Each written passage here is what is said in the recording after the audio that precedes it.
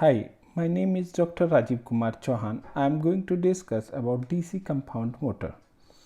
DC compound motor. The compound motor is a compound of both series and shunt field coils connected to the armature winding. A series field winding connected in series with the armature and a shunt field winding connected in parallel to the armature.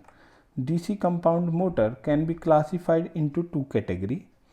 One is long shunt compound motor, second one is short shunt compound motor. In case of long shunt compound motor, the series field winding is connected in series with the armature circuit as shown here, and the combination of armature and series winding is connected across the field winding as shown in these two figures. Okay. In the case of short shunt compound motor, the series field winding is connected in series with the parallel combination of armature and shunt field winding. Here we can see the series field winding is connected in series with the parallel combination of shunt and armature winding.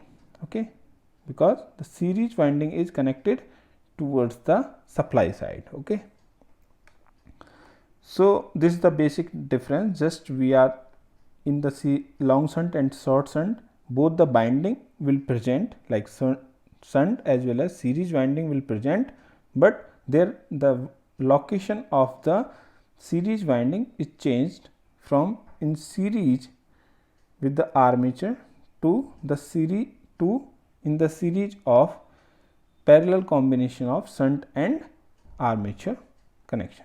Okay. Now the long shunt compound motor can be classified into two categories. One is differential compound motor and second one is cumulative compound motor. So before going in detail with this, first of all we have to think that in a compound motor the flux phi is produced by phi t, and that is the combination of the flux produced by the shunt winding and the flux produced of the series winding. So in case of differential compound motor, the flux produced by the shunt winding is phi sh minus the flux produced by the series winding, that is phi se, is equals to the total or resultant flux. While in case of cumulative compound motor, the phi t means total flux is equals to phi sh plus phi se. Okay, so this is the basic difference. In the case of cumulative compound motor, the flux of both the binding series and shunt winding is add. In case of differential compound motor, the flux phi t or total flux is equals to the difference of flux of shunt winding and flux of series winding, that is phi se. Okay. Similarly, so what we have done in case of the cumulative compound motor, the terminal of the series winding, if I am saying this is Fs and 1 and this is Fs2, is connected, the Fs1 is connected with the F1 winding, F1 terminal of the shunt winding, while the A2 connection of the armature is connected to the F2 connection of the shunt field winding. Okay. While in case of the differential compound motor, the terminal of Fs1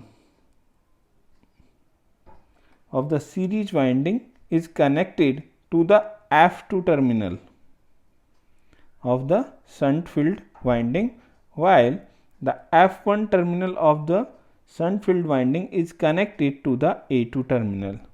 Means we have just reversed the terminal of the shunt field winding. In this way, the direction of field current in the shunt winding will be reverse. Therefore, the flux produced will be reverse. That's why the resultant flux will be the difference of phi sh and phi se, where phi sh is the flux produced by the shunt winding and phi se is the flux produced by the series winding.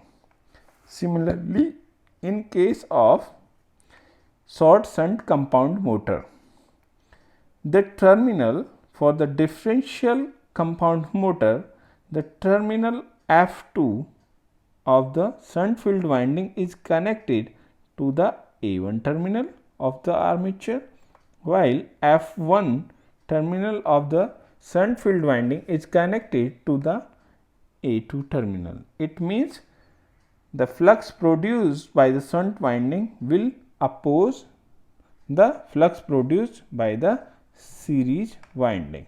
Therefore, in this case, the phi t, if I am saying phi t is the flux produced, is the resultant flux produced, will be the flux produced by ISE phi se minus flux produced by Fs phi sh. Okay. While in the case of cumulative, it will be the plus sign. Okay. So, this is all about the differential and cumulative compound motor. Let us discuss about DC long shunt compound motor.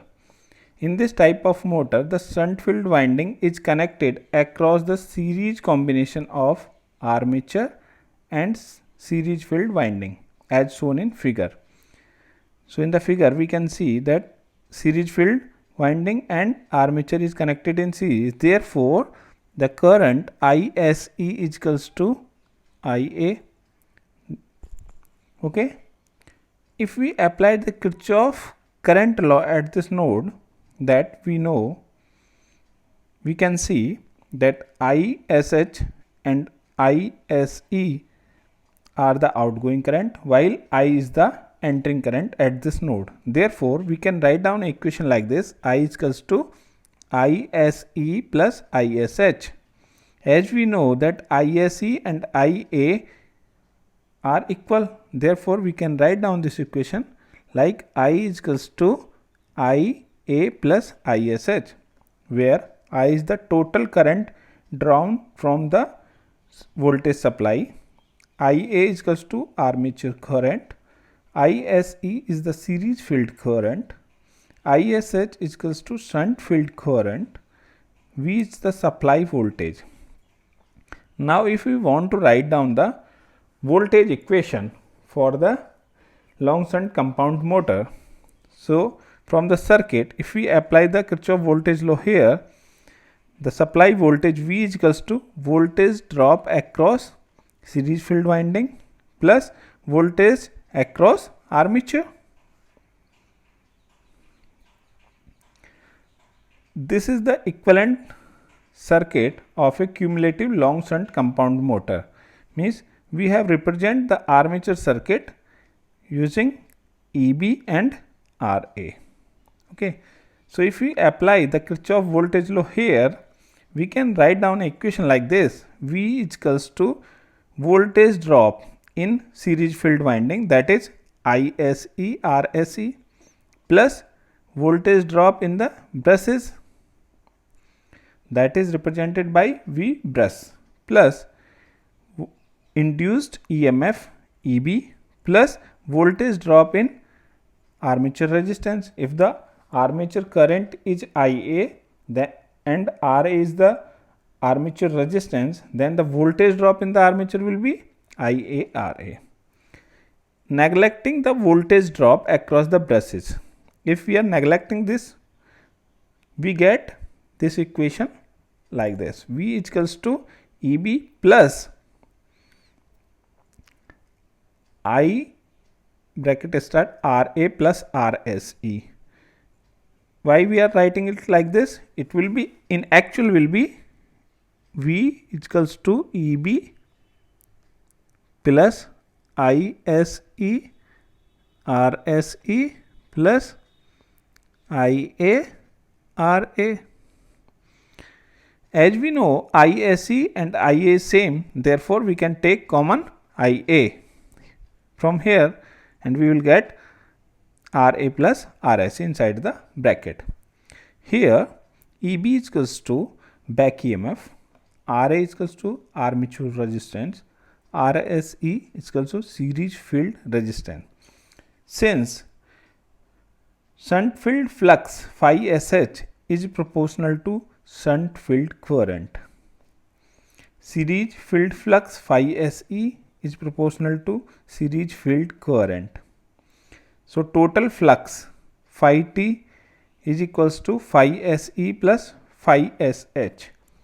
As the direction of current is same for the shunt as well as the series winding, therefore the flux of the series field winding and flux of shunt field winding will add together and the resultant flux will be phi SE plus phi SH. Let's derive a equation for the mechanical power developed. Okay. So from the circuit we know that applied power is V into I. Okay. So that is V into I. So power input is equals to, we know, mechanical power developed plus losses in armature plus losses in the field. Okay. So from here we can write down that power developed is PM plus losses in armature, that is IA square RA plus losses in the field. So losses in the field means losses included the loss in the series field winding and loss in shunt field winding. So loss in the series field winding is IS is the current in the series field winding and RS is the resistance. So therefore we can write down it like this: ISE square RSE plus the shunt field current is ISH and the resistance is RSH. So we can write down the voltage power losses in the shunt field winding is ISH square RSH. Okay. As we know that V is equals to ISH RSH. Okay. This section can be write down like this: ISH into ISH into RSH, and this is what? This is V. Basically from this circuit we can see the voltage across the shunt field winding is V. So we can write down it like this. Okay. So we can write down it like this. So this equation will be like this: PM plus IA square RA plus ISE square RSE plus V ISH. Okay. From here we know that IA and IS is same. So we can take IA square common. So inside the bracket will be RA plus RSE. Okay.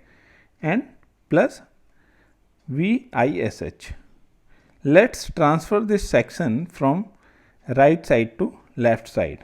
So PM is equals to VI minus VISH minus IA square inside the bracket RA plus RSE. From here we can see that V is the common.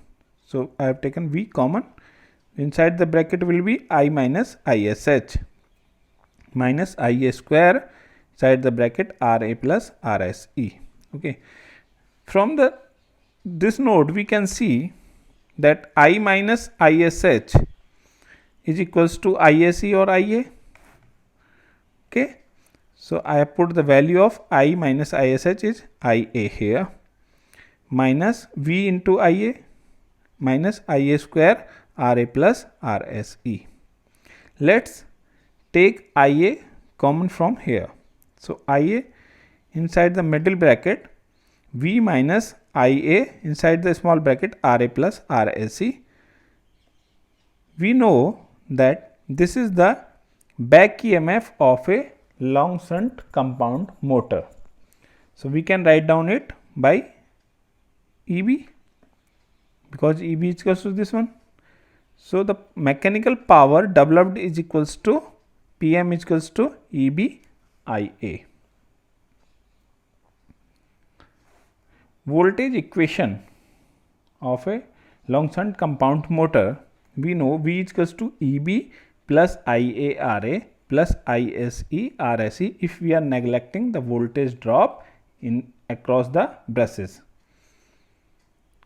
And we also know IA is equals to ISE. So we can take IA common from here. So voltage equation V will is equals to EB plus IA inside the bracket RA plus RSE. Let's multiply both sides of the voltage equation by IA.